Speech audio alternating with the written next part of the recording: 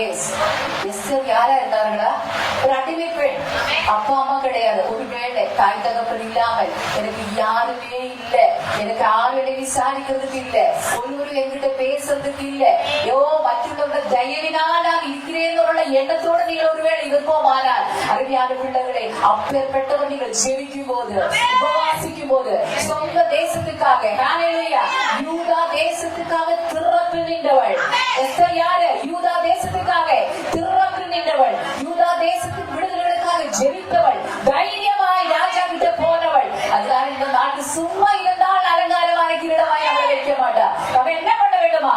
கொடுக்கப்பட்ட உங்கள் குடும்பத்துக்காக, உங்கள் சபைக்காக, உங்கள் தேசத்துக்காக, அழிந்து போகின்றதாய் ஆத்துமாக்களுக்காக நீங்கள் ஜெபிப்போமானால், எஸ்தர் எப்படி அப்பமா எண்ணப்பட்டாலும் கர்த்தர் ஒரு நாளால் உயர்த்தினது போல, அருமையான தேவ பிள்ளைகளை உங்களையும் கர்த்தர் என்ன பண்ணுவார்கள்?